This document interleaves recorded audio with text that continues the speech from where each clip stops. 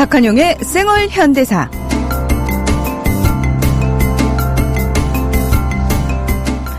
민족문제연구소 박한용 실장님과 함께하는 역사 공부 시간입니다. 사실은 제가 즐거운이라고 붙이려다가 순간 움찔했는데요. 저희가 다루는 내용이 결코 즐겁지 않습니다. 하지만 그럼에도 불구하고 반드시 알아야 되는 내용들인데요. 오늘도 변함없이 스튜디오에 박한용 실장님 나와 계십니다. 안녕하십니까? 네, 안녕하세요. 예. 역사 공부를 즐겁게 할 수 있는 날이 올까요? 아마 그보다 역사를 바로잡는 게 더 현안 같아요. 네. 범죄가 이루어지고 있기 때문에. 그렇죠. 예.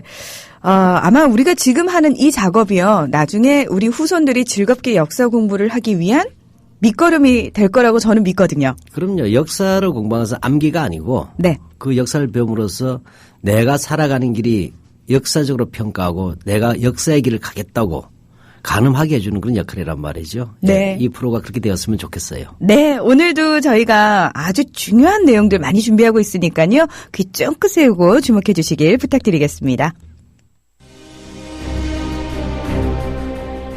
1974년 10월 24일 자유언론 실천을 선언했던 동아 자유언론 수호투쟁위원회가 39년 만에 돌아옵니다. 특집 생방송 동아투이 39년 끝나지 않은 투쟁. 10월 24일 정오부터 4시간 동안 영원한 자유언론인들을 국민TV 라디오에서 만나실 수 있습니다. 동아방송 앵커와 기자들이 전하는 정오 뉴스와 동아투이 다큐멘터리, 드라마, 오늘의 언론을 진단하는 좌담회를 통해 살아있는 동아 자유언론의 정통성을 확인하는 시간이 될 것입니다. 여기 우리의 뜨거운 심장을 모아 동아투이와 국민TV가 자유언론을 실천하는 역사적인 순간을 함께 하시기 바랍니다.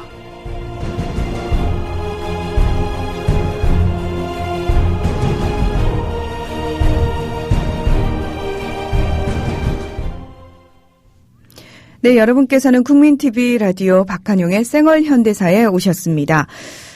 지난주에 저희가 교학사 엉터리 한국사 교과서가 독재자 이승만의 일제시기 행적을 어떻게 엉터리를 썼는지 알아봤습니다. 네. 그리고 이번 주부터는 독재자 박정희에 대해서 엉터리 교과서가 어떻게 독재자를 미화하는지 살펴보기로 했죠. 그리고 10월이니까 당연히 박정희의 10월 유신 이야기로 이어가자고 했고요. 예, 근데 저도 늘 계속 이렇게 어기는 것 같아요. 마치 누구 대통령처럼. 그렇게 약속했는데 지금 네. 뭐냐면 또 사건이 터졌어요. 완전히 대한민국은 다이나믹 코리아가 아니라 다이너마이트 코리아예요. 다이너마이트. 예, 자폭 코리아인데 교육부가 이번 주 올려 또 사고를 쳤어요. 무슨 사고를 또 쳤대요? 그러면 지금 우리가 교과서를 하고 있잖아요. 네. 교학서 엉터리 역사 교과서.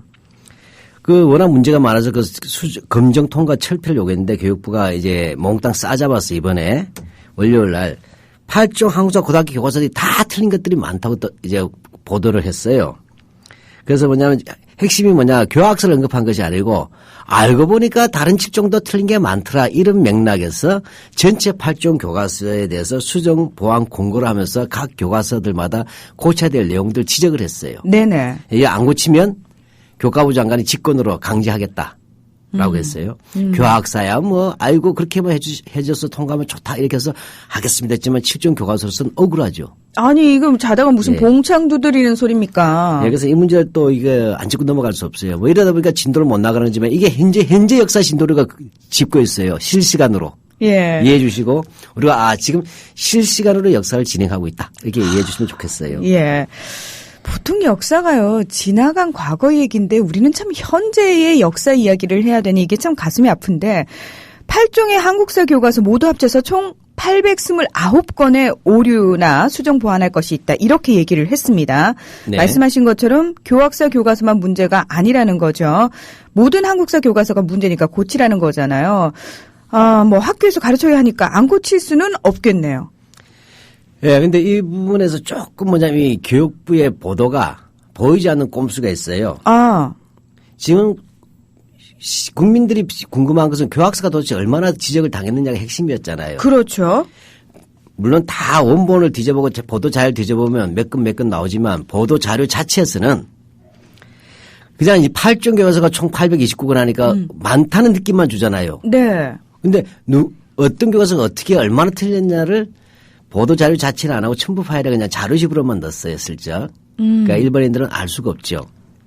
예, 근데 실제로 보게 되면 원래 이 문제는 교학사 응틀의 교과서가 다른 출판사 검정본에 비해서 사실에 대한 오류가 많고 사실 해석이 역사학계의 입장과 동떨어져 있어서 도저히 교과서로 사용할 수 없다는 얘기예요. 근데 이 사용할 수 없다는 것에 대해서 통과시키는 책임을 묻고 검정 취소를 요구한 것인데 교육부는 엉뚱한 대답을 내놨죠. 야, 보니까 8종 교과서 전체가 다 잘못했다. 이런 식으로 슬쩍 몰아간 거예요. 전형적인 물타기 수법이죠. 그렇다고 해도 이 교학사만이 아니라 다른 교과서도 틀린 게 있으니까 고칠 수밖에 없지 않겠습니까? 자, 그렇다면은 각 교과서별로 얼마나 수정 보완이 이루어져야 하는 건가요? 예, 우선 이제 지난번에 절차적으로는 좀 이렇게 고칠 수 없다는 이 7종 교과서 필자들의 말들이 합당한 부분이 굉장히 많습니다. 왜냐하면 5월 달에 1차 통과시켰고 8월 달에 최종 통과시켰어요. 네. 그 다음에 임의로 이제 마무리하는 부분은 재량이지만, 예, 이렇게 돼 있어요. 근데 교학사 문제, 그래서 교육부가 완전히 통과시킨 거잖아요. 그렇죠. 검정 통과를 다 끝난 겁니다, 절차는. 근데 교학사가 문제가 났으면 그 교학사에 대해서 해야 되는데 다시 교학사 살리게 하기 위해서 실전 교과서까지 갑자기 강제로 고치라고 얘기하니까 같은 취급받기 싫다는 거죠. 아. 네, 문제를 명확하게 구분하자. 이미 실전 교과서들은 자체적으로는 수정을 하고 있어요. 네, 이런 문제가 발생해서 한 거 다르게 일종의 마무리 수정이란 말이죠. 근데 교학서는 총체적인 부실공사잖아요. 삼풍 아파트 사건이 일어난 거예요. 성수대교가 무너지는 사건이 일어나고 쉽게 말하자면. 실제로 근데 교육부가 이렇게 편들기를 했는데도 보도에는 나왔지만 보도 자료에 나와 있지 않아요. 교육부자에는. 그 말씀만은 교학서가 251건이에요. 근데 그 다음에 많다는 게 리베로가 112건, 천재교육이 107건, 두산동아가 84건, 비상교육이 80건, 제약사가 64건, 미래N이 62건, 금성이 69건입니다. 자, 보면 알겠지만 압도적으로 교학사가 선두에 있어요. 최소한 뭐냐면 다른 출판사의 2배 내지 4배예요. 예. 아니 근데 그렇다고 해도요. 생각보다 최종 통과까지 됐다는 다른 교과서들도 적발이 많이 됐어요. 많이 틀렸다는 얘기인가요? 물론 있어요. 근데 그것은 대부분 미미한 수정이에요. 쉽게 말하자면 약간의 보수공사, 우리가 쉽게 말하자면 보트가 빵꾸 나기 전에 왜 모기장이 찢어졌을 때 약간 붙일 수 있잖아요. 네네. 그런 것들이에요. 근데 교묘하게 이 교육부 거를 보면 7종 교과서는 비유를 하자면 하였습니다, 했습니다, 고쳐라 이런 것까지 다 집어넣는 방식으로 숫자를 늘렸어요. 아. 그렇게 되고 이 교학 사건은 이승만은 수십 가지가 있는데 묶어서 이승만 전체에 대해서 수정 보완할 것 이런 식으로 한 가지로 줄여버렸어요. 아. 이승만 하나만 해도 수십 건이란 말이에요. 10수건이에요. 근데 그걸 묶어서 하나로 만들고 총체적인 지적을 하는 식으로. 이렇게 돼서 사실은 질적으로 보면 교학서는 굉장히 심각한 오류고 다른 7종은 심각한 오류가 별로 많지 않다는 겁니다. 야. 그리고 숫자도 알고 보면 이렇게 되고 또 놀라운 것이 이 수정 보완에 대해서 또 이 다른 7종 교과서 많이 있는 것이 북한에 관한 서술에 대한 지시예요. 아, 특정 부분을 가지고 교육부가 문제를 많이 삼았다는 말씀이신가요? 그렇죠. 그래서 7종 교과서에 늘어났어요. 교학생 그런 건 없는데 이상하게. 아. 7종 교과서 좀 더 북한이 나쁘다는 걸 좀 더 많이 써라 이런 거 있지 않습니까? 대한민국 정통이고 북한은 좀 깎아야 된다. 이런 내용을 왜 더 안 썼냐 이런 얘기예요. 이건 다른 문제죠. 자, 이렇게 보시면 돼요. 예. 아, 이게 참 국민들이 그냥 그 건수로만 보면은 충분히 오해를 할 수 있고 호도를 할 수 있는 그런 부분이었는데 교학사께 저희가 계속해서 살펴봤습니다. 유도할리 틀린 게 정말 많았죠. 예, 교육부가 편들어줘도 교학사가 완벽한 단독 1등이에요. 251건. 다른 출판사의 2배 내지 4배잖아요. 근데 이것도 사실은 축소된 거예요, 실제로는. 아까 말씀드렸지만 교육부가 이번에 예를 들어 이승만이 10수건이 되지만 묶어서 알아서 줄일 것 이런 게 있지 않습니까? 이런 식으로 건수 줄인 걸 하는 것 먼저 해야 되겠지만 그보다 먼저 이미 9월 10일 날 제가 근무하고 있는 민족문제연구소 또 한국역사연구회 대표적인 역사연구단체입니다. 20년이 넘은 역사문연구소도 마찬가지죠. 역사연구소 이 4개 단체가 불과 3일만 보고 지적한 것이 298건이에요. 아. 예. 298건이면은 교육부가 지적한 게 아까 251건이라고 말씀을 하셨거든요. 예. 더 빼시면 몇 개가 빠졌죠? 47건이요. 그렇죠. 자, 근데 이것보다 더 많아요. 자, 일단은 문제는 우리 진실을 알아야 되잖아요. 그렇죠. 예. 그러면 역사학계에서 그래도 근거를 대가지고 구체적인 근거를 댔습니다. 왜 틀렸는지를 공개한 겁니다. 공개한 것이 바로 298건인데 교육부가 251건이니까 47건이 빠졌죠. 근데 사실 그때 역사고 사단체가 너무 많아가지고 그 당시에 지정난 게 500건에서 600건 사이였어요. 근데 그거 다 어떻게 우리가 다 보도자료 내냐 그래가지고 사실은 몇백 개가 빼놓은 거란 말이에요. 자, 그럼 이제 계산을 좀 해볼까요? 얼마 틀렸는지. 자, 일단 뭐냐면 교육부가 251건이잖아요. 네. 자, 교학서가 얼마 틀린지 우리가 한 계산해 봅시다. 이게 산수예요. 교육부가 지정한 게 251건인데 역사 우리 사단체가 298건을 제시했잖아요. 네네. 우리 어렵게 수학의 공집합인가 교집합 있죠? 교집합. 네, 공통되는 부분을 빼면 202건이에요.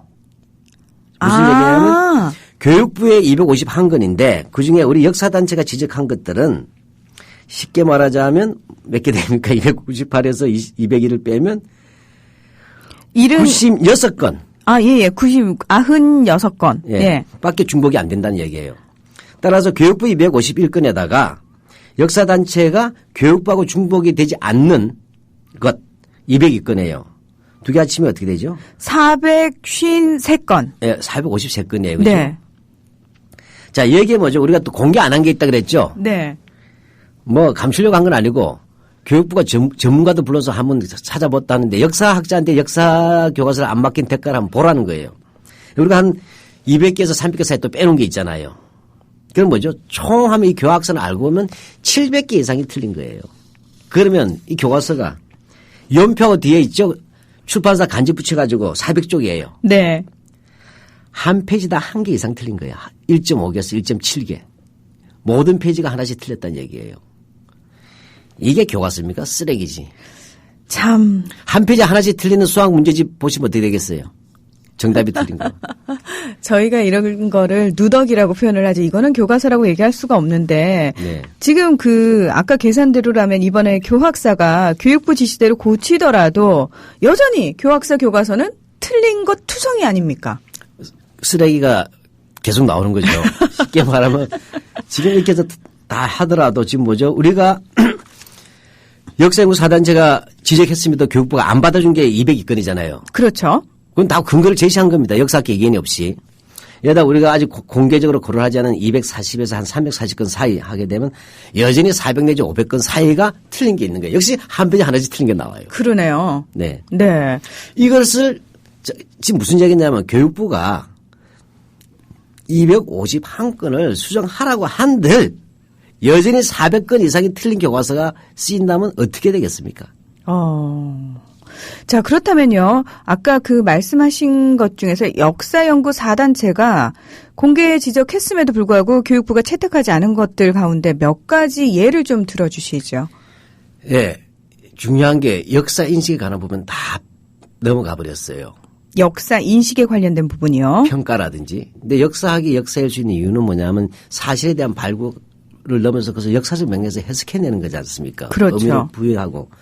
근데 가장 문제가 큰 것 중에 하나가 김대중 노무현 정권에 대한 부정적 평가가 굉장히 많았잖아요. 오히려 이명박 정부에 대해서는 굉장히 긍정적으로 얘기하고 있어요. 아니 지금 4대강 이미 문제 터졌고 네.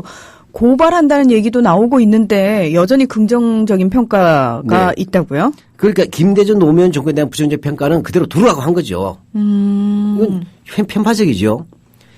자, 그러면 이명박 정권을 보십시오. 제가 볼 때 길 가는 어린아이도 욕을 해요. 택시기사분들 열이면 열 다 뭐죠. 대한민국을 유사히 이렇게 망가뜨린 사람은 처음 봤다고 합니다. 사람이라고도 안 불러요. 근데 이 사람들 이걸 긍정적 쓰고 있어요. 저 정신이 아니잖아요. 현 정권과 연결된 사람들 아니에요? 네네. 이렇게 되면. 그래서 길 가는 사람마다 욕하는 사람은 긍정적으로 하고. 그렇죠? 정치적으로 반대편에 있는 사람들에 대해서는 비판하고 있어요. 얘다 또 우리가 그런 이야기도 했어요. 이게 색깔론 아니올시다. 훈민정음에 대해서 조선왕조 500년 사건 중에 단 한 개만 뽑으라 하면 훈민정음밖에 못 뽑을 정도로 의미가 크지 않습니까? 네. 한 줄도 안 되게 썼잖아요. 정말 자기 역사에 대해서 자학사가 하는 사람들 아니에요, 사람들이야말로. 이거 지적했잖아요. 근데 그대로 지적 안 했어요, 교육부는. 그리고 저희가 또 이제 다른 부분도 좀 살펴봐야 될 것 같은데. 네. 많이 있죠? 아이고, 많죠. 근데 여기서 그거 하려면 또 한 일주일 뭡니까? 한 7번 가야 되죠. 근데 뭐, 그냥 공개적으로 지적한 것 같은데 좀 심각한 게 있어요. 중요하다기보다도 좀 나라의 상징적인 의미. 그게 바로 안익태 애국가 문제예요. 그 268조 그 5장 예술활동이 있죠. 네네. 그 부분 한번 읽어보실래요? 미국과 독일에서 활동하던 안익태는 해외에서 애국가와 코리아 환상곡을 작곡하였다. 예. 사실은 문 아나운서도 잘 모르실 수는 있어요. 예. 자, 이런 것들 우리 애국가가 어떻게 만들어졌냐는 우리 국가니까 제대로 알 필요가 있겠죠. 네네. 따라서 이런 부분은 일반인들이 잘 모르지만 제대로 가르쳐줘야 될 의무가 있죠. 교과서가 만약에 실른다면. 예. 그러면 뭐냐. 여기서는 안익태가 애국가고 코리아 환상곡을 작곡하였다는 틀렸어요. 바로 코리아 환상곡의 일부가 나중에 애국가로 따로 불린 거예요. 그렇다면 안익태가 작곡한 곡은 코리아 환상곡이 정확한 거고. 네. 네. 그 중에 일부가 나중에 애국가로 불린 거고. 물론 이럴 때 있어서 이 교과서는 안익태는 사실은 나치 하고 손잡고 활동했어요, 독일에서. 네네. 친일 인명 사진에 들어가 있는 분이에요. 참 안타까운 얘기죠. 그렇다면 우리는 이런 것도 신중해, 역사학자들은. 이 안익태는 그래서 뭐냐면 독일이 망했을 때 보통 예술가들이 프랑스 파리 가잖아요, 예술의 도시. 네네. 근데 본인은 스페인으로 갔어요. 스페인으로 가는 이유가 뭐냐면 나치 협력자이기 때문이에요. 그 다음에 친일 행위를 많이 했죠. 만주국을 찬양하는 노래도 지휘하고 그랬단 말이에요. 그러니까 그는 프랑스 가면 안 돼요. 나치 부역 혐의자니까. 그래서 그는 유럽 파시스트의 아버지가 프랑코 총통이라고 있어요. 프랑코 총통. 바로 스페인에 있었잖아요. 거기로 갈 수밖에 없었던 거예요. 그래서 사실은 그게 숨어있는 얘기지만 매우 중요한 얘기잖아요. 그때 역사학자 같은 경우에는 만일에 애국가, 해외에서 활동하는 안익태는 애국가를 작곡했다 할 때는 그냥 독립운동가라면 알 수가 있기 때문에 여기에 대해서는 밑에 참고를 써주지 않으면 큰 오산이 생길 수가 있죠. 그렇겠네요. 예, 그럼 뭐냐, 이 사람은 친일의 사진에 나와 있잖아요. 그럼 어떻게 돼야 돼요? 이걸 쓰는 역사학자라면, 정상적인 필자라면, 그것까지 같이 적시해야 되는데 이 사람들은 이상하게 친일파들에 대해서는 훌륭하다는 얘기만 계속 쓰려고 하잖아요. 뭐, 그런 것도 있죠. 네. 그리고 어찌됐건에 교학사 교과서를 살려주기 위한 노력이 참, 대단한데, 교육부 덕택에 다 죽어가는 교학사 엉터리 교과서 소생의 기회를 얻었습니다. 예, 사실 교학사 교과서는, 시민단체하고 역사학교에서 한번 전에 기자회견하면서 쓰레기통에 던지는 퍼포먼스를 한 적이 있었어요. 네. 이거 다시 주워다가 신발라서 닦아주는 게 교육부라고 할 수 있어요. 근데 노물겹습니다. 뭐죠? 더 문제가 되는 것도 있어요, 이번에. 잠깐만요. 그럼 고치면은 더 틀리거나 문제가 많아진다는 얘기인가요? 더 꼼수가 드러나는 것이죠. 예를 들어 보면 어떤 건가요? 예, 우리 지난번에 김연수, 박흥식 이야기했었죠. 네. 이들을 뭐냐면 경제적 자립이 곧 독립을 이룰 수 있는 길이라고 여겨 민족 경제 발전에 노력하였다. 마치 기업한 것이 독립운동 하려고 한 것처럼 하면서 예로 들었던 것이 경성방직 주식회사하고 화신백화점이었잖아요. 네, 그래서 마치 민족 기업가인 양. 예. 근데 하도 문제가 되니까 화신백화점 빼라고 했어요. 화신백화점만요? 박흥식 친일파니까 빼라는 얘기가 비슷하겠죠. 그런데 예. 경성방직의 사장은 누굽니까? 김현수. 네. 김성수의 동생 김연수죠. 네. 교육부는 박흥식의 화신기업만 빼라고 했지만 경성방직이야말로 나중에 가장 철저하게 친일했단 말이죠. 전에 한번 말씀드렸었죠. 맞습니다. 그때 네. 자세히 설명을 해 주셨죠. 네. 그래서 이 경성방직 주식회사의 창업자 김연수는 2012년 1월에 서울고법에서 친일 행위자로까지 또 인정이 됐어요. 예. 그 형도 마찬가지로 김성수도 형제는 친일이었죠. 따라서 뭐죠? 김성수가 했던 친이 더 심각할 수 있잖아요. 김연수가. 네네. 둘 다 빼야죠. 그렇죠. 근데 경성방직은 살려줬어요. 동아일보 연결되는 세력들인데, 그죠? 또 김성수의 동생인데. 전주에서는 이 김현수 친일 때문에 몇 년 전에 전주에 그가 친필을 쓴 그 수당문이라는 게 있어요. 그 문까지 다 철거를 했습니다. 전주시에서. 그런 인물이 교과서에서 뭐죠? 박흥식만 빼고 김현수는 빼지 말라는 얘기는 봐주기죠. 이거 더 이상하죠. 네네. 자, 그렇다면은 지난번에 저희가 김현수 얘기를 하면서 김성수에 대한 얘기도 같이 하지 않았습니까? 예, 김성수에 대해서는 이제 위키피디아 얘기가 많이 나왔잖아요. 네네. 근데 위키피디아를 뺏겼지만 위키피디아 내용 자체가 틀렸다 그랬잖아요. 그렇죠. 틀렸을 뿐만 아니라 그것은 알고 보니까 김성수가 국가로부터 친일 반민족 행위자로 규정당했단 말이에요. 또 MB 정권 아래서. 네. 여기에 대해서 그 유족들이 소송을 걸었던 때 나온 변론 요지하고 비슷한 거예요. 일방적 변론이죠. 사실도 틀렸고. 그래서 문제가 크다고 했지 않습니까? 여기에 대해서 교육부는 김성수의 광복 직전 동향에 대해서 이제 이 소설에 대해서 친일 논란이 있어 신중한 검토와 사실관계 확인이 필요하다. 개풀 뜯어먹는 소리가 자빠졌어요. 이거는. 논란이 있어. 명백히 도대체. 친일이라고 밝혀졌음에도 불구하고. 아니 자료가 다 있을 뿐만 아니고 네. 친일 인명사전에 기록되어 있고 그다음에 친일 국가에서 발행한 친일 반민족행위 진상규명위원회 그 사실들이 적시가 되어 있고 네. 대한민국 관부에 확인되어 있고 유족이 소송했지만 1심에서 졌고 그렇죠? 네. 누가 뭐래도 친일 반민족 행위자입니다. 이거 논란으로 얘기하면 안 됩니다. 네네. 예. 저희가 신중한 검토를 할 부분이 없고 사실관계 확인 다 끝난 거 아닙니까? 따라서 이것은 친일 행적은 명백하기 때문에 이렇게 말한 것 자체가 김성수 봐주기잖아요. 사실 더 큰 문제는 뭐냐면 이 일제 말기에 느닷없이 김성수가 얼마나 고통받았는가는 식으로 친일파가 그 3분지 2페이지 가까이 썼단 말이에요. 네, 지난번에 저희가 그 얘기를 같이 했었죠. 네. 예. 즉 일제 말기의 민족의 순환 속에서 수많은 순환들의 이야기를 쓰든지 그 속에서 독립을 끝까지 했던 사람을 쓰지 않고 갑자기 느닷없이 친일파 김성수의 고뇌를 썼다는 자체가 부적절하기 때문에 김성수 자체에 대한 지면 할애가 부적절하다는 얘기예요. 우리는. 그런데 어떻게든 김성수 살리되 살짝 고치라고 해서 살려주라는 얘기 아니에요. 앞에 뭐죠? 김연수, 김성수의 동생 김연수와 경상방식 살려줬죠. 또 김성수 또 살려주라는 거 아니에요. 적절하게. 이건 뭐예요? 이 교과서는. 교육부가 편파적으로 편들게 하고 있지 않습니까? 네. 자, 그렇다면은 저희가요, 왜 지난주에 이승만에 대해서 얼마나 엉터리로 이승만 위인전을 썼는지에 대해서 얘기를 많이 했는데 이승만에 대해서도 뭐 마찬가지겠네요. 그렇죠. 여기 이승만 지적은 의외로 많지가 않아요. 우리는 엄청나게 많이 지적할 게 엄청나게 많아요. 예. 이승만 틀린 것만 하더라도 아마 작은 팜플렛 책 한 권이 나옵니다. 근데 뭐냐. 이 특별히 206쪽 이승만을 박스 처리한 게 있어요. 그 부분을 주로 이제 지적을 하는데 그러면 원래 수정을 할 땐 206쪽에서 어떤 부분을 어떻게 고치라 어떤 부분을 어떻게 고치라 이렇게 나와야 되죠. 정확하게. 예, 그렇게 하면 네. 열 몇 개가 아니라 수십 개 나와요. 다 고쳐야 되니까. 근데 다른 7종 교과서 같으면 그런 식으로 하나하나씩 지적을 해서 틀린 숫자를 늘려놔버려요. 예, 그렇게 말씀을 하셨죠, 아까. 예. 예, 근데 이건 묶어가지고 그냥 206쪽 분량을 좀 조정하고 이승만에 대한 분량을 좀 조정하고 그다음에 뭐 표현의 부적절함을 좀 고쳐라 이런 식으로 해버렸어요. 이게 뭔 소린가요? 한 건 이렇게 처리해버렸어요. 10수건을.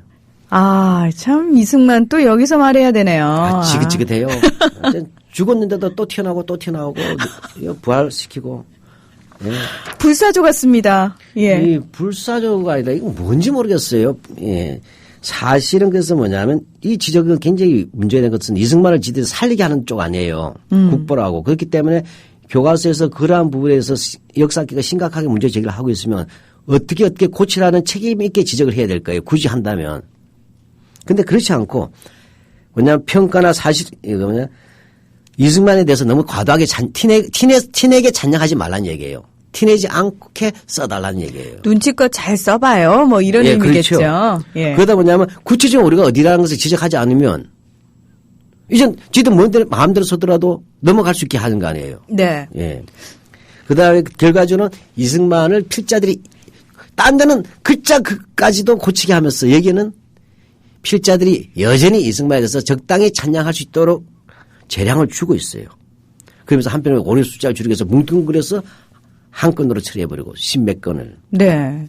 그 외에 저희가 지난주에 얘기하면서 구미위원부 활동의 성과는 이승만이 아니라 김규식 선생이 한 것이라고 말씀을 하시지 않으셨습니까? 그거는 고쳐졌겠죠, 당연히. 아이고, 그런 걸 고칠 줄 알면 교육부가 정상이게요.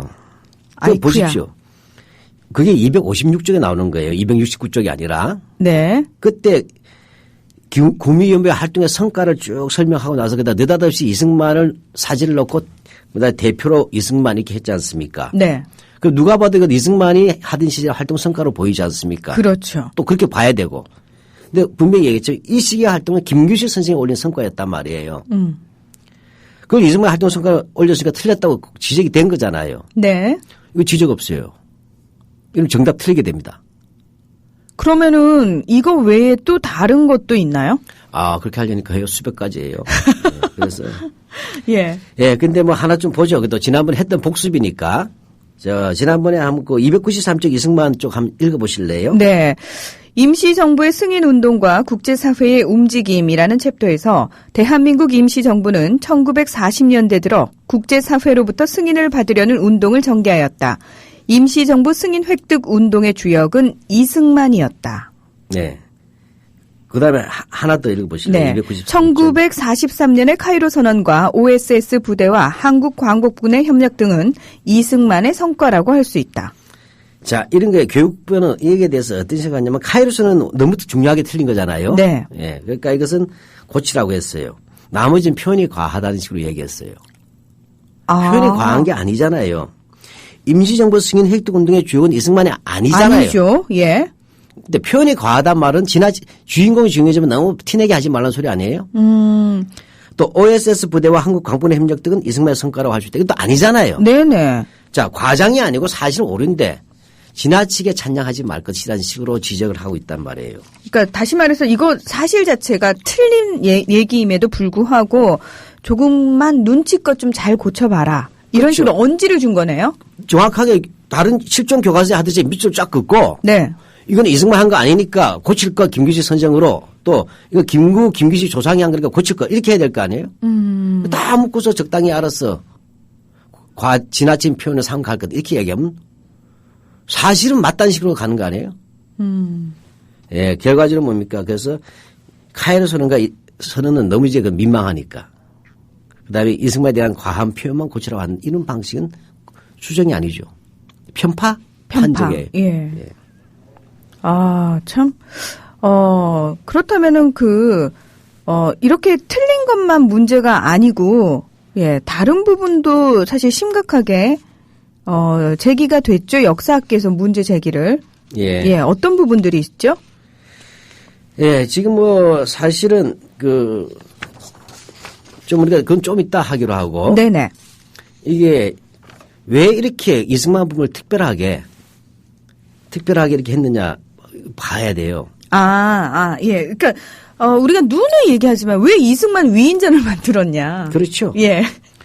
지금 뭐냐, 이건 한마디 하면 이승만을 국부로 모시고 동산 세우자 떠드는 그런 집단들과 같이 가는 교과서잖아요. 네네. 현 정부와 같은 입장 아니에요? 건국절 만들고 그 이명박 정부 이래로. 뭐 이어지는 거 아니겠어요, 그죠? 예. 그렇게 볼 때 국부니까 그것을 아버지로 숭배하는 미친 역사관을 버리지 않는 미련이 숨어 있지 않냐. 그러니까 이승만은 고칠 때 정말 엄격하게 적용하게 되면 거의 다 뜯어 고쳐야 됩니다. 이승만 부분은. 그런데도 그 큰 틀은 유지하게 만들어 주려는 작업 아니냐. 그런 거예요. 근데 이 틀린 것만 많은 게 문제는 아니에요. 틀린 것을 바로 고친다고 해결될 것 같습니까? 그게 아니에요. 집이 이미 우리가 집을 지을 때 정사각형으로 딱 맞췄는데 기둥을 뭐냐면 엉뚱하게 삐뚤게 해놨단 말이죠. 네. 기둥 자체가 못쓴데 아무리 기둥을 고쳐봤자 집이 사각형이 되는데 마름모로 만들어놨어요. 그럼 어떻게 하든 간에 안 되는 거 아니에요, 그죠? 기둥을 아무리 바꿔봤자. 그렇죠. 집 모양을 처음부터 다시 잡아야 되는 거죠. 예, 먼저 땅 파야 되는 거 아니에요. 새로 지어야 됩니다. 무너뜨리고. 그래서 우리가 얘기한 세 가지의 역사학계에서는 네. 이 색깔론이 아니라는 얘기죠. 틀려도 너무 많이 틀렸다. 다른 교과서에 비해서. 이건 너무 지나치게 많이 틀렸다는 거예요. 두 번째로는 몰라서 무식해서 틀린 게 아니고 일부러 왜곡한 것이 있다는 거죠. 아. 의도적인 왜곡. 그다음에 세 번째는 뭐냐? 의도적인 왜곡은 사실 뭐 범죄라거나 꼼수죠. 세 번째 사관이라고 이 사람들이 이렇게 얘기했어요. 뭐 역사 막 틀리게 평가했어요. 그래서 역사학계 문제 얘기하니까 역사가라는 것은 자기 사관들이 있는 거 아니냐. 개뿔 남의 사관은 인정도 안 하잖아요. 근데 그 사관도 아니란 말이에요. 지멋대로 해석한 것을 사관이라고 얘기. 틀린 것에 대해서 뭐냐면 사관이라고 얘기하면 말이 되겠어요. 그러니까 이 세 가지다. 첫 번째로 너무 틀린 게 많다. 이것은 무자격이다. 두 번째로 의도적인 왜곡이 많다. 이건 양심불량의 꼼수다. 세 번째로 사관도 아닌 것을 사관으로 얘기하면서 지멋대로 간다는 거죠. 네네. 이걸 뭐냐면 어저께인가 오늘인가 역사 사단체가 다시 성명을 냈어요. 교과부에 대해서 낼 때 했지만 첫 번째 사실 오류는 너무 많으면 교과서의 질이 떨어지는 거죠. 저질 교과서가 되잖아요. 두 번째 것은 양심 문제고 그죠? 예. 알고도 사기치면 범죄죠. 양심 범죄. 세 번째로 역사 사관을 지멋대로 해버릴 때는 역사 교육을 통한 올바른 가치관 형성이라는 교육 목표가 무너집니다. 이 세 가지를 몽땅 다 어겼기 때문에 우리가 지금 이것을 검증 취소 폐기하라는 것입니다. 네. 지금까지 저희가 사실 무수한 사실 오류 그 첫 번째는 계속해서 지적을 했습니다. 자, 그렇다면 두 번째로 말씀하신 의도적인 왜곡이라는 거 어떤 것들을 들 수 있을까요? 아주 간단하게 이 의도적인 왜곡은 2001년도에 일본 후시오사 우익 교과서 있죠. 네. 라든지 2008년도에 누라이트 이른바 대한 교과서라든지 뭐 이거 비슷한 방식이에요. 근데 이것도 너무 많이 들 수는 없고 한 두어 개 정도만 들어볼게요. 네. 실전 테스트입니다. 실전 테스트입니다. 예. 예, 259쪽 제 일제 식민지 시기에 흔히 이제 우리가 독립운동이라든지 아니면 3.1운동 외에 여러 가지 이제 항일운동의 제 양상을 얘기할 때 무장 독립투쟁론이 있고 그다음에 국내에서는 주로 실력 양성 운동이라는 게 있었다. 네네. 그러니까 교육을 일으키고 산업을 융성하고 하자. 그다음에 세 번째가 외교 독립론이 있었다 해서 크게 무장 독립, 무장 투쟁 그다음에 실력 양성, 외교 노선이 세 가지를 듭니다. 또 이때 바로 259쪽은 바로 일제 시기의 실력 양성론에 대한 설명인데 한번 읽어보실래요? 네. 3.1 운동을 통하여 독립 의지를 대내외적으로 과시하였으니 이제는 실력을 양성하여 독립 역량을 기르고 외교 활동을 통하여 국제사회로부터 인정을 받아 독립을 하자는 새로운 전략이 제기되었다. 이에 따라 경제, 교육, 언론, 문화, 예술 등 각 분야에서 독립 역량을 축적하기 위한 운동이 다양하게 전개되었다. 네. 얼핏 보면 맞는 것 같죠? 예. 이게 전문가 눈에 보면 사기예요. 자, 3.1운동을 통하여 독립의지를 대내적으로 과시하시 이건 넘어가죠. 네. 이제는 실력을 양성해서 독립 역량을 기르자. 이거는 흐름 하나 있었어요. 네. 외교활동 통하여는 관계없어요. 실력 양성론과 외교 운동은 관련이 없다고. 직접적인 관계가 없어요. 그럼 실력 양성론을 얘기할 때 이거 두 가지인데 하나는 안창호 선생 같은 계열도 있지만 제가 볼 때 그쪽보다는 교과서 맥락으로 보면 경성 방직 주식회사 만들고 뭐 학교 세우고 이런 게 있잖아요. 네네. 이런 쪽에 그 김성수에 가까운 해석이에요. 내가 볼 때는 김성수 쪽. 뭐 그때는 친일이 아니니까. 그 3.1운동 직후야 뭐 친일파로 얘기할 수 없죠. 나중에. 그러니까. 그러면 그 당시 김현수나 김성수 이 일가의 행동을 정당화하기 위해서 이런 얘기를 했어요. 외교 활동은 누구겠어요? 외교 활동 이승만이네요. 이제 나오시네요. 이 교과서가 딱딱딱 맞아떨어지죠. 그러면 두 축이 김성수와 이승만으로 좁혀지는 게 맞네요. 현존하는 권력들이 추종하는 세력들 아니에요. 그렇죠? 자, 그러니 이게 무슨 얘기냐면 마치 국내 실력 양성 운동이 외교 운동과 관련된 것처럼 이해하잖아요. 네. 그러나 3.1운동 이후에 나왔던 이 실력 양성 운동이라는 것은 외교 운동 전략과 관계가 없다. 즉 이건 제가 좀 유추해석 해보는 건데 유추해석 때 결국 이 교과서 집필자들은 앞에서 우리 김연수 살려주고 김선수 살려주고 이승만 살려주는 걸 봤잖아요. 네네. 봤을 때 국내 실력 양성 운동으로 김성수를 내세우고 외교 노선으로 이승만을 내서 양자가 일제 시기 운동의 두 바퀴처럼 느끼게 해주려는 교묘한 꼼수가 아니겠느냐. 그리고 이들이 바로 해방전에 손잡잖아요. 이승만과 김성수가. 네. 이해가십니까? 이승만이 솔로잖아요. 힘이 없잖아요. 그때 김성수가 한민당 만들어서 같이 손잡아서 대한민국 건설의 주역, 건국군대 주인공을 만들려고 하는 거 아니에요. 어때요? 제 말 들으면 싹 연결되죠. 그 소름이 확 끼치는데요? 이렇게 머리가 나쁜 대로만 IQ가 좋은 거예요. 이야. 그래서 이렇게 해서 이들이 바로 오늘 대한민국의 주류고 대한민국 건국 공로자이고 독립운동도 과거에 했던 주력이라고 얘기하려는 거예요. 그러면 그들의 그러한 정통성이 쫙 해석이 가능하죠. 예, 그러면서 그들의 제가 정통성이 쫙 연결이 되네요. 예. 그러니까 이런 것들이 뭐냐면 제가 볼 때는 의도적 왜곡이라고 보는 거예요. 자, 그렇다면 꼼수 예 하나만 더 들어보죠. 해방률을 해볼까요? 네. 어떤 식으로 학생들에게 의식의 생각을 잘 보면 틀린 건 없는데 하나의 문제만 만들어버리면 빗나가게 생각하도록 하는 거예요. 이거 한번 읽어보십시오, 제가. 네. 그 314쪽 제6장 제2절 6.25 전쟁의 피해, 점령의 비극 부분입니다. 북한군은 북한에서도 학살을 자행하였다. 남한에서도 민간인들에 대하여 살상이 일어났다. 대표적인 사례가 보도연맹 사건이다. 자, 문 아나운서님. 네. 이걸 놓고 내가 시험을 냈어요. 국어 시험이에요. 네. 제 국어 시험이라고 볼 수밖에 없어요. 자, 그럼 남한에서 민간인 살상한 사람 누군가요? 북한군이요. 그렇게 되죠. 예. 그럼 보도연맹은 누가 죽였나요? 북한군이요. 아니거든요. 반대거든요. 아니 잠깐만요. 앞에서요. 분명히 문장이 북한군은 북한에서도 학살을 자행했고요. 네. 남한에서도 민간인에 대해서 살상이 일어났는데 그 대표적인 사례가 보도연맹 사건이래요. 그러니까 북한군이 다 한 거죠. 여기 중간에 다른 문장이 넣긴 넣었어요. 네. 근데 그 이제 뭐 흐리게 하는 것이고. 자, 그럼 북한군은 북한에서도 학살을 자행했다면 남한에서도 자행했다는 뜻이 되잖아요. 그렇죠. 예. 근데 갑자기 남한에서도 한데 여기서 살짝 빠져나가요 또. 이제 국어 문제예요. 북한군은 북한에서도 학살을 자행하였다. 을 자행하였다죠. 네. 그런데 남한에서도 민간인들에 대하여 살상이 일어났다. 살상을 했다 해야 북한군이 맞는 거예요. 아.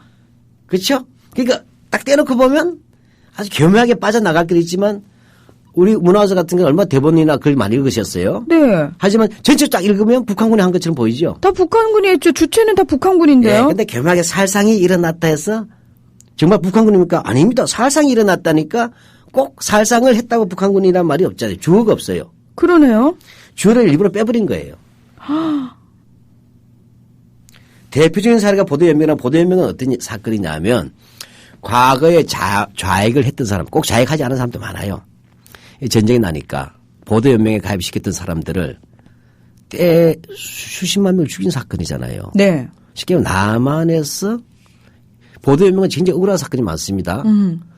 시골에서 그냥 못 모르고 갔다가 죽은 사람도 많고. 또 진짜, 예. 불법으로 죽인 거란 말이죠. 이게 보도연맹은 수십만 명 죽인 사건 아니에요.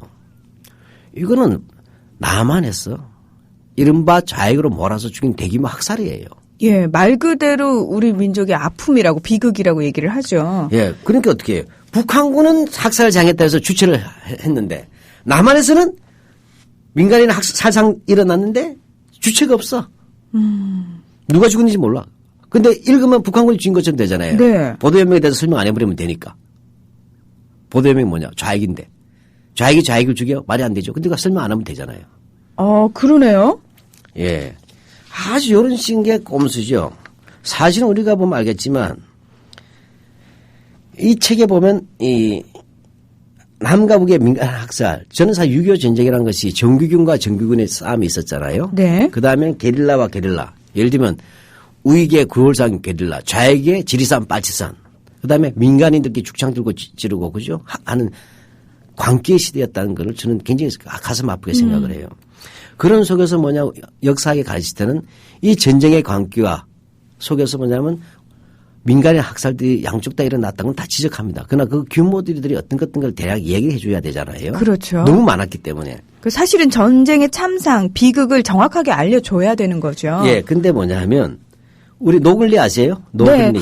노글리 사건 같은 경우에는 다큐멘터리로도 많이 만들어져서 사람들이 많이 알죠. 지금 노글리 상도 있고. 네. 그다음에 거창 민간인 학살 사건. 대표적인. 너무 이건 유명하잖아요. 네. 지금까지 늘 교과서에 나오던 겁니다. 그런데 놀랍게도 이 교과서. 거창 그전에 양민 학살 사건 하다 요즘은 민간인으로 바뀌었어요. 네. 왜냐하면 안양민이면 죽어도 되냐 마구잡이로. 그건 안 되잖아요. 사람의 목숨을 법에 의하지 않고 죽이는 건 불법이죠. 그래서 민간인 학살이라고 합니다. 그러면 잘 보십시오. 상시로 역사학者보면 노글린 사건 대단히 세계적인 사건, 세계적인 보도가 났잖아요. 네. 예, 그리고 미국이 사과도 했었고, 그죠? 그렇지만 민간인 학살은 가장 끔찍한 거고, 심지어는 민간인 학살을 했잖아요. 국방군, 대한민국 국군이잖아요. 네. 국회의원들이 조사를 갈 때 이들이 또 범죄를 저지른 군인들이, 그죠? 숨어서 공비로 위장을 해가지고 총을 쏴가지고 북한군이 위장해서 총을 쏴가지고 조사를 못하게 막았던 사건이고, 나중에 진상 규명하려고 했을 때 이 규명하던 사람들이 또 처형당해요. 네.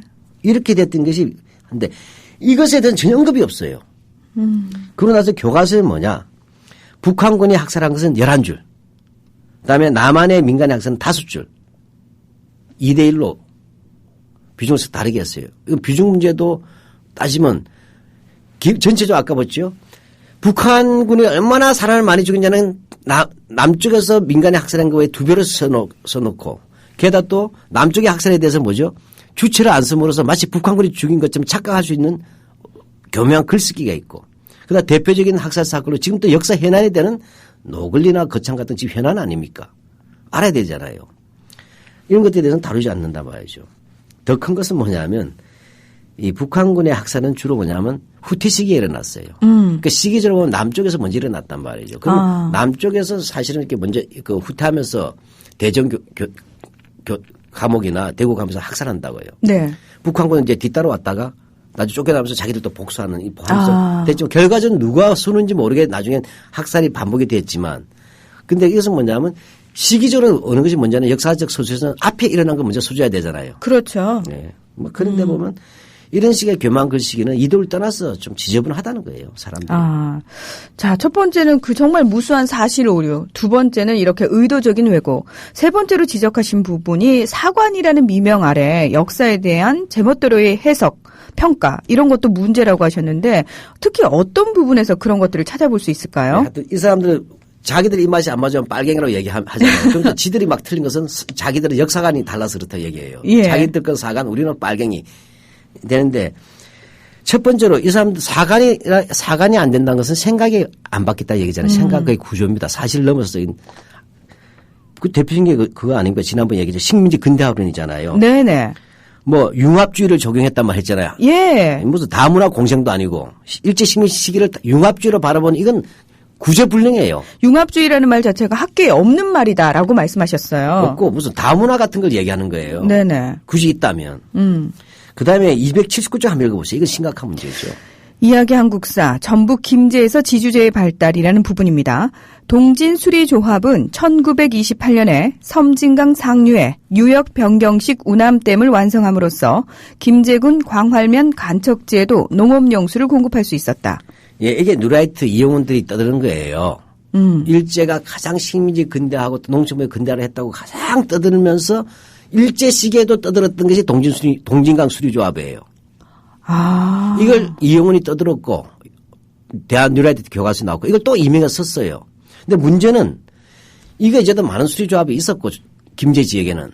근데 이 글을 썼던 이유는 뭐냐. 이용원은 일본인이 오기 전에 조선인들은 수리조합 같은 거 못 만들었다고 얘기하고 있단 말이에요. 항우지였다고 얘기하는 거예요. 실제로 이미 다 있었는데 김제 벽골제도 있고 다 있었잖아요. 네네. 근데 이용원은 원래 일본인이 와서 다 해줬다는 주장을 하고 있는 거예요. 근데 그것이 다 허수열 교수에 의해서 다 격파당했어요. 근데도 이용원의 엉터리 개념을 들고 온 거예요. 이건 뭐냐. 일본인이 그 근대진을 해줬다 얘기예요. 더 큰 문제는 뭐냐. 동진수리조합에서 뭐냐 농업용수 공부할 수 있었다 하잖아요. 지주들 이야기 있거나 아니면 이제 조선총독부 이야기잖아요. 네. 일본인 지주들이나 이렇게 돼요. 근데 사실 여기서 엄청나게 많은 농민들이 희생당하고 수세를 물게 됩니다. 수세. 네, 수리조합 반대 투쟁하다가 잡혀가고 그랬어요. 이건 하나도 없어요. 자, 그렇다면요. 이건 의식의 문제지 단순히 서술만 고친다고 해결될 문제는 아니지 않습니까? 이건 뇌 문제예요. 정신 세계 문제예요. 뭐 이든 심지어는 대한민국 임시정부 건국강령도 의도적으로 견강부회하고 있어요. 그 외에 조소왕 선생이 삼균주의에 입각해 만들었다는 건국강령 그거 말씀하시는 이건 거죠? 중요합니다. 예. 왜냐하면 이 현행 교과서는 교육부가 자유민주주의 체제에 입각해서 쓰라고 강조했잖아요. 민주주의 네. 대신. 네. 자, 그러면 좀 길지만 이건 우리 헌법 문제니까 네. 한번 좀 교학사 교과서 290쪽 즉 광복 직전에 대한민국 임시정부가 건국강령 만들었단 말이죠. 네. 그에 대해서 한번 좀 읽어봐 주십시오. 네. 대한민국 임시정부는 한국 광복군을 정비하여 연합국에 참여함으로써 대일 항전에 나서는 동시에 건국 준비 활동을 시작하였다. 특히 일제의 패망에 대비하여 대한민국 건국 강령을 발표하였다.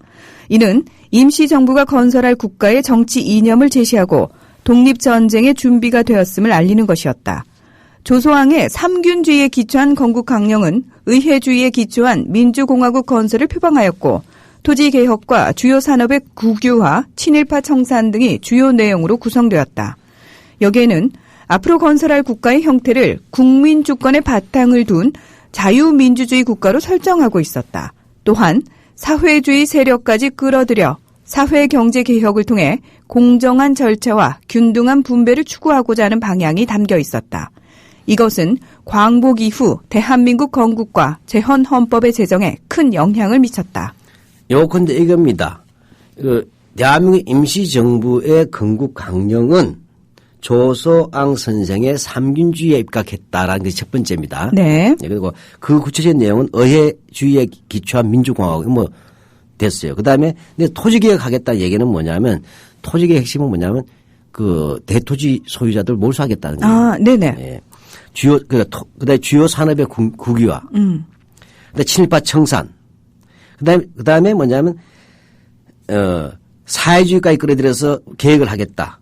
그다음에 균등한 분배를 하겠다. 무상교육하겠다. 이런 거예요. 네. 무상교육이에요.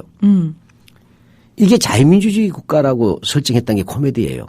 이 내용을 가지고서. 지금 말씀하신 내용들은 오히려 자유민주주의가 아니고 사회민주주의적인 성격이 훨씬 더 강하네요. 예. 굳이 얘기하면 사회민주주의 성향이 더 강한 거예요. 네네. 토지와 주요 산업의 국유화, 대토지 같은 것을. 그렇죠? 이게 어떻게 자유민주주의입니까? 그래서 사회민주에 가깝단 말이에요. 네. 근데 이것을 가지고 대한민국 건국과 재헌헌법의 제정에 큰 영향을 줬다 했어요. 이거는 이들이 볼 때는 어쨌든 이승만의 정부를 임시정부하고 끌어당기려고 하는 거예요. 그건 좋다 이거예요. 좋은 걸 배웠으면 뭐 땡겨도 좋아요. 근데 문제는 이것은 자유민주주의가 아니고 사회민주주의란 말이죠. 이 기본적인 것마저도 무시하고 있는데요. 예. 그러니까 뭐냐면 자유민주라는 것은 그런 것이 아니잖아요. 그렇죠. 그러니까 교육부는 자유민주주의 체제에 입각의 소설을 하라고 했어요. 교과서를. 근데 뭐죠? 정작 자유민주주의 성격이 아닌가 먼저 자유민주주의인 것으로 쓰고 있는 이 문제에 대해서는 지적을 하지 않아요. 엉터리잖아요. 네. 그러니까 도대체 이 교육부는 자유민주주의가 뭔지도 모르고 그렇게 쓰라고 한 것 같아요. 필자들도 마찬가지고 이 교과서는. 네네. 이건 사회민주주의에 가깝구나. 사회주의적 성격이 상당히 강하게 들어간 건국 강령이에요. 네. 자유민주주의보다는 거리가 멀죠. 그 해방 후라면 교학사 교과서는 좌경 교과서 척결을 내세우니까 이들의 사관이라는 게 상당히 드러나겠네요. 예, 뭐 사실 우리가 이승만도 일제시대만 해도 긴데 네. 사실 이들이 이제 본격적으로 연장질을 하는 것은 해방 이후예요. 빨갱이 척결을 이 교과서를 통해서는 방공 교과서의 면목이 드러나요. 그렇죠. 예, 뭐 참혹한 데에서 다 다룰 수는 없고 예, 아마 다음 주부터 조금씩 더 다룰 수밖에 없는데 우선 그 300쪽. 그러니까 이제 대한민국에 대해서 이제 설명한 게 있어요. 네. 한번 읽어봐 주실래요? 주제 열기라는 부분인데요. 예. 어떻게 해서 대한민국은 자유민주주의 체제의 일원이 되고 그 체제를 지켜나갈 수 있었을까? 제가 이걸 다루려는 자꾸 이 교과서가 자유민주주의 체제에 입각하라고 했는데 네. 제가 자유민주주의 체제에 입각해서 쓴다면 이거 틀린 거예요. 왜 그러냐면 첫 번째로 아까 이제 대한민국 임시정부 건국 강령은 자유민주주의 체제 강령하고 다르게 오히려 사회민주주의 또는 사회주의 요소가 강한 것이었잖아요. 네. 또 그것을 이어받는 재헌헌법도 상당히 그런 속성이 강하단 말이에요. 네네. 이미 자유민주주의가 다르다. 재헌헌법을 기초했던 유진호조차 자유민주주의를 벗어난 거라고 얘기했어요. 만든 사람조차. 그런데 어떻게 해서 대한민국 자유민주주의 체제의 일원이 됐다고 말할 수 있겠느냐가 있고 굳이 따져보자면 제가 철저한 자유민주주의라고 기분 나빠요. 그렇겠네요. 네. 뭐야 이거 악행이적인 요소가 많은데 왜 자유민주주의 안 돼? 이렇게 해야지 나처럼. 이건 뭐 자유민주주의 기본을 모르는 사람이 쓴 거야? 이렇게 되겠네요. 그렇죠. 예. 근데 더 큰 것은 용어의 선택도 잘못되어 있어요. 자, 엄밀히 이야기하면 자유진영과 공산진영 이런 말은 안 맞아요. 왜 그러냐면 자본주의 국가하고 공산주의 국가의 두 개로 나눠집니다. 아, 그렇죠. 잘 보세요. 네네. 왜 그러냐면 자본주의 국가에서 독재 국가 많았죠. 네. 남미에 얼마나 독재 국가 많았어요. 그게 다 자본주의 국가였어요. 그렇죠? 그러니까 공산주의 국가와 자유 진영이란 것은 안 맞다는 거예요. 사실하고. 어떻게 하면 그러면 대립적 어떻게? 개념이 아니라는 거죠. 미국의 예. 꼬붕이나 미국이 영향력 미치던 제3세계 수많은 국가들은 그렇죠? 네. 독재자 안에 있는데 그게 자유민주주의입니까? 자유진영입니까? 아, 그렇게 얘기할 수는 없죠. 예, 이건 냉전 시대 1950년대까지 공산주의하고 자본주의 진영이 싸울 때 서로 빠다치면서 욕할 때 자기들 치할 때 우리는 자유, 스탈린은 전체 이렇게 하는 비유를 했지만 사실은 뭐냐면 독재 국가로 치면 자본주의 진영이 훨씬 더 많잖아요. 네네. 나라 국가 수가 더 많으니까. 그렇죠. 예. 예. 따라서 뭐냐면 이 정확히 이야기하면 이건 어떻게 해서 대한민국은 자유민주주의 체제 이론이 됐냐 할 때 이건 뭔 이승만인데 독재인데. 이해가십니까? 네. 독재자 이승만 자유민주주의 체제를 만든 사람처럼 슬쩍 이미지를 메이킹하고 있다는 얘기죠. 네네. 예, 그래서 이건 안 되는 거예요. 그것은 뭡니까? 어떻게 해서 대한민국 자유민주주의 체제 이론이 되고 그 체제를 지켜나갈 수 있었을까라고 질문했죠. 네. 제가 정답을 낼게요. 이승만과 박정희와 전두환을 쫓아내면서 했다. 이렇게 써야 자유민주주의 정답이에요. 근데 이 교과서는 그렇지 않잖아요. 거꾸로잖아요. 네. 예. 자. 저희가요, 오늘은 사실 교육부가 사고 친 것 때문에 어떤 부분이 잘못됐는지 구체적으로 살펴봤는데요.